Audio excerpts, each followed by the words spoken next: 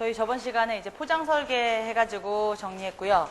포장 재료의 종류, 콘크리트 블록 포장재 해가지고 콘크리트 조립 블럭, 시각장애인 유도 블럭, 그리고 포설용 모래까지 이렇게 정리를 했어요. 그리고 이제 투수성 아스팔트 혼합물, 컬러 세라믹, 그리고 점토 바닥 벽돌, 점토 타일, 석재 타일, 석재, 포장용 콘크리트, 포장용 고무 바닥재, 마사토, 신더혼합토, 그리고 앙투카, 놀이터용 포설모래, 경계블럭까지 이렇게 정리를 했고요. 그리고 이제 거기 윗부분에다가 포장 설계 사전 검토사항 해가지고 필기를 조금 할게요. 왼쪽 페이지 230페이지에다가 적어도 되고 231페이지 윗부분에다가 적어도 관계없어요.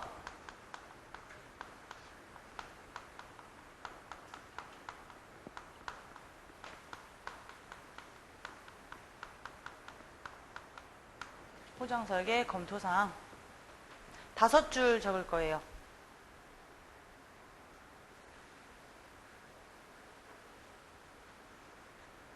자, 계속 볼게요. 첫 번째 동그라미 이용 목적, 이용 상황, 이용 행태 등의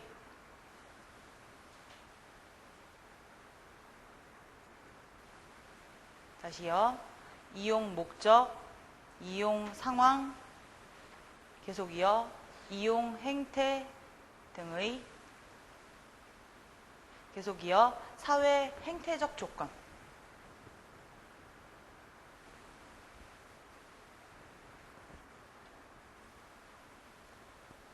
두 번째 동그라미요. 지형, 지질, 배수 상황. 계속 있어요.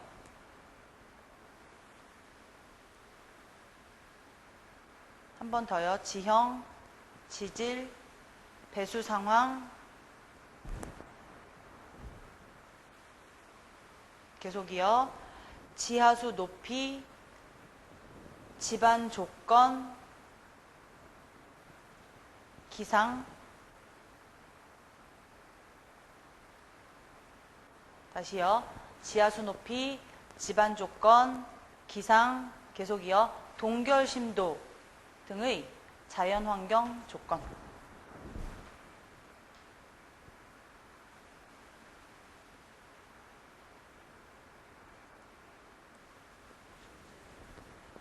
처음부터요. 두 번째 동그라미 지형, 지질, 배수 상황, 지하수 높이, 집안 조건, 기상, 동결 심도 등의 자연환경 조건이라고 정리했고요.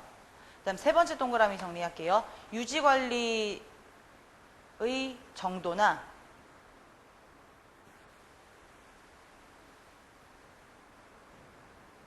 다시요. 유지관리의 정도나 계속이요. 경제성 등의 조건.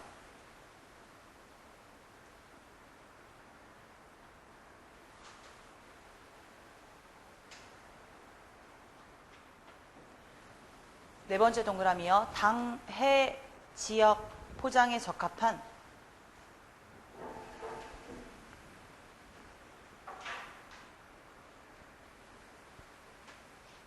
다시요. 당, 해, 지역, 포장에 적합한 계속이요. 기능 및 효과. 다섯 번째 동그라미요. 관련 법규. 여기까지. 그래서 포장 설계를 할 때 사전에 두 글자 빠졌어요. 죄송해요. 사전 검토사항.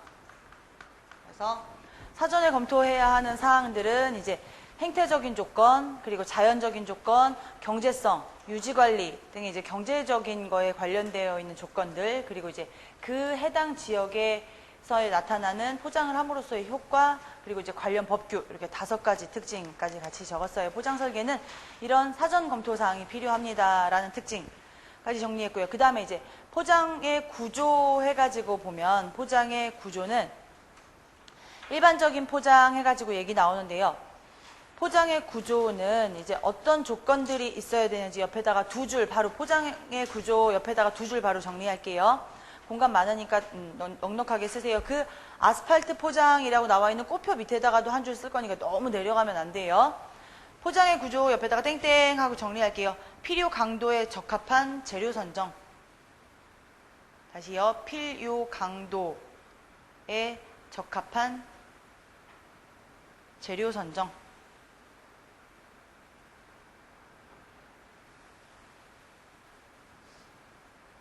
콤마 구조 설계와 같은 물리적 요소.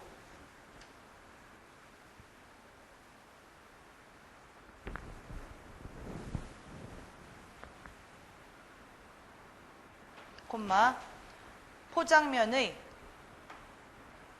문양 설계 같은 조형적 요소.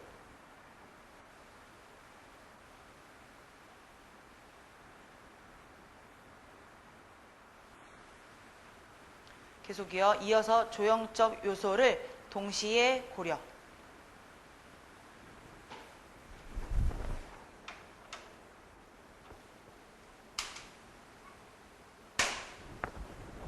계속이요. 여러 기능과 조건을 충족시켜야 한다.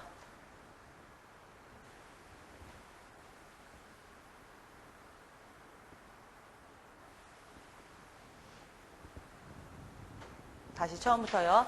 필요 강도에 적합한 재료 선정, 그리고 구조 설계와 같은 물리적인 요소, 포장면의 문양 설계 같은 조형적인 요소를 동시에 고려할 수 있고, 그리고 이제 그 말을 이제 포함해서 여러 기능과 조건을 동시에 충족시킬 수 있는 특징을 가지고 있어야 된다라고 정리했어요. 그래서 재료 선정, 그리고 물리적인 요소, 그리고 조형적인 요소를 포장에서는 고려해야 된다라는 특징까지 같이 정리했고요. 일반적인 포장은 표층, 중간층, 기층, 보조기층, 차단층, 그리고 동상방지층으로 이제 이렇게 해서 맨 지상층으로 올라오고요. 그리고 이제 요거 똑같은 말로 일반적인 포장, 아스팔트 포장을 가지고 얘기를 하는 거예요. 그래서 아스팔트 포장이라고 한 번 더, 일반적인 포장 밑에다가 아스팔트 포장이라고 한 번 더 적어주시고요. 아스팔트 포장 옆에다가 땡땡 해가지고 몇 가지만 더 적을게요. 아스팔트 포장 해가지고 땡땡 해서 교통조건, 그리고 화생방의 약자예요. CBR, 콤마 환경조건,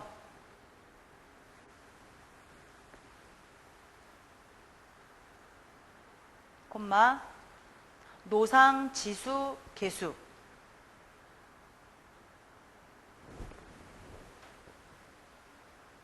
노상지수 여이 계수를 고려해야 한다. 그래서 아스팔트 포장에서는 교통조건, 그리고 화생방, 환경조건, 노상지수 계수 같은 것들을 고려해서 설계해야 된다라는 특징까지 같이 정리했고요. 그리고 이제 내려가면서 보면 강성포장 해가지고 이제 강성포장은 콘크리트 슬라브, 그리고 이제 보조기층, 동상방지층, 그리고 이제 노상으로 올라오는 설계로 이렇게 얘기를 하고 있고요. 강성포장은 저번 시간에 강성포장 뭘 가지고 강성포장이라고 그랬어요? 안 했나? 하지 않았어요? 안 했어요? 우리 포장에 강성포장, 콘크리트 포장 이런 얘기를 안 했나? 했는데 강성포장 바로 앞에 시멘트 콘크리트 포장이라고 이런 얘기 하고 왔어요.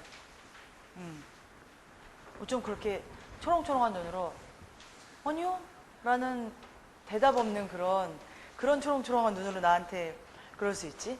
자, 이제 계속 볼게요. 그래서 강성포장은 뭐라고요? 시멘트 콘크리트 포장입니다 라고 그랬어요. 그래서 여기서 이제 고려해야 하는 사항들도 옆에다가 밑에다가 똑같이 강성포장에다가 돼지꼬리 달고 적어볼게요. 교통조건 똑같고요. 그 다음에 화생방까지 똑같아요. CBR, 그리고 하나 더요. 응력조건. 응력조건. 응력이라는 거 물체 자체에서 생겨나는 외부적으로 혹은 내부적으로 일어나는 모든 힘을 가지고 응력이라고 얘기를 해요. 그래서 요거 이제 나중에 시공구조 가면 배우겠지만 내응력, 외응력 해가지고 이렇게 배우고요. 모든 물건에서는 얘를 뭘로 들을까?